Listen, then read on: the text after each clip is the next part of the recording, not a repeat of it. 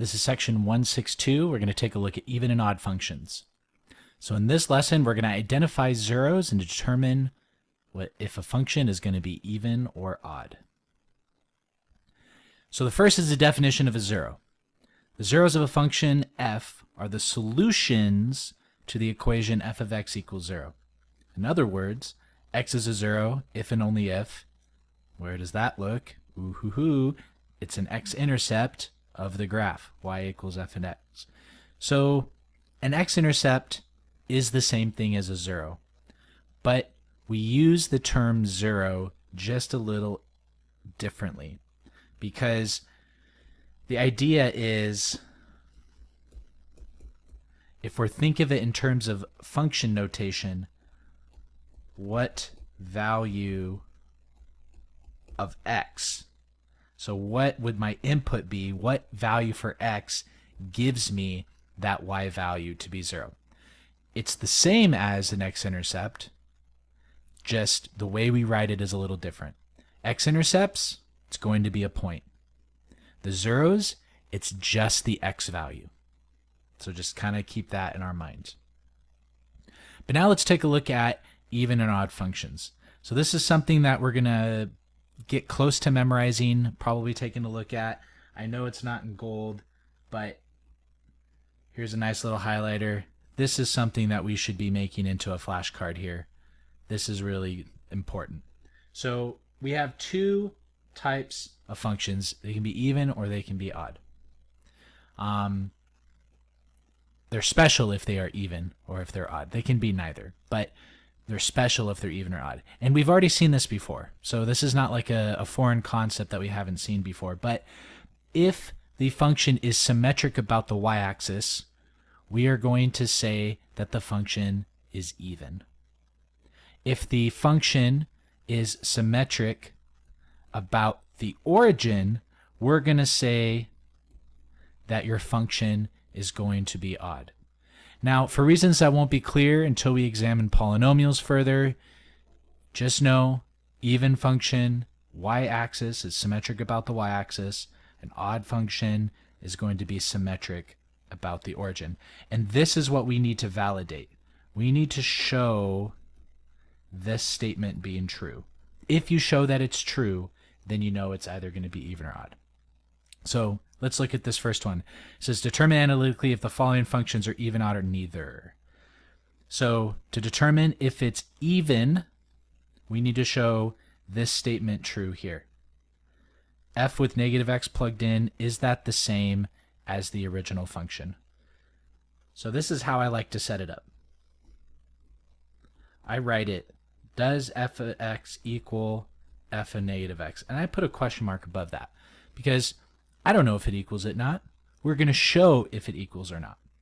And so then I write what my function is. Well, f of x is f of x. That's not going to change. So that stays the same. But on this side, it's my function with a negative x plugged in. So remember, we think of this as placeholders, and what we're putting into those placeholders is negative x. So we're going to get 5 over 2 minus negative 2 squared. Sorry, x. And then we simplify that. So it's going to be 5 over 2 minus negative x squared is x squared. So we ask ourselves the question, are they the same, yes or no?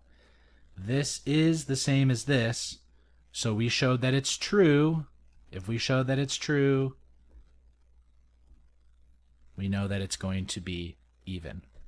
Now, just to kind of show this on the graph, take a look at that graph.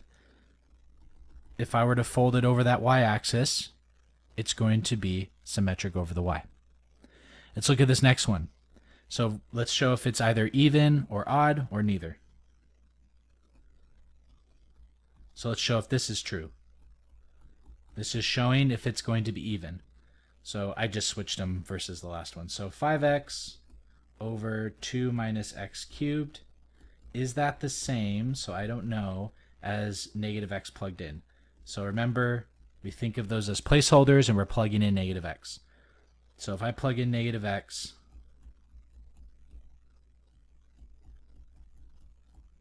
And then I simplify that, negative times, so that's negative 5x over negative, negative, negative is negative, times another negative, so that's going to be plus.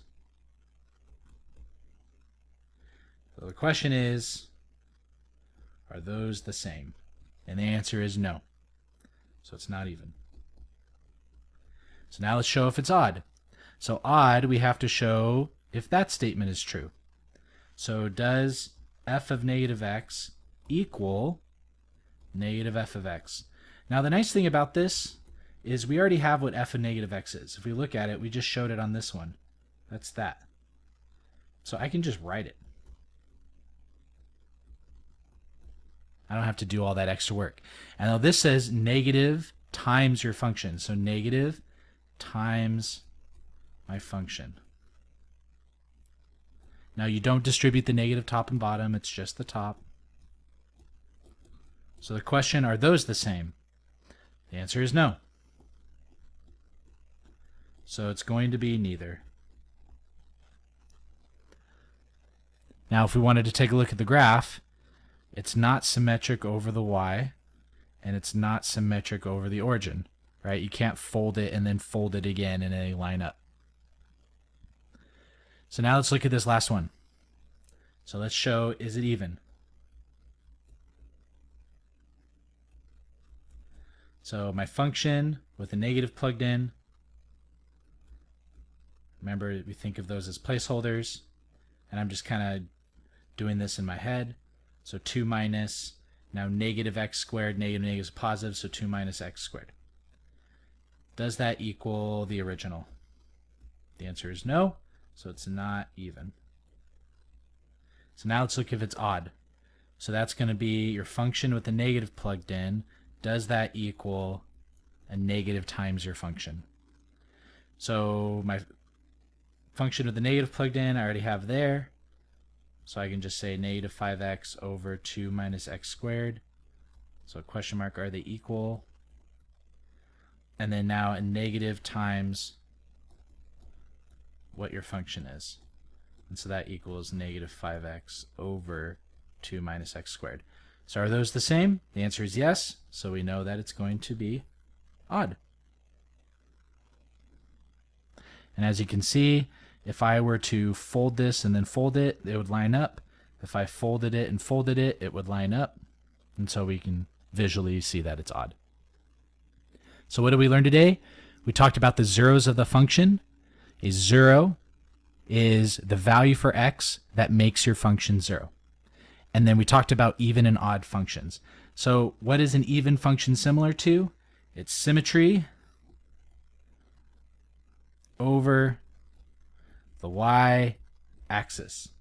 And the odd function is symmetric over the origin. This does conclude our lesson. If you have any other questions, please leave them in the comments.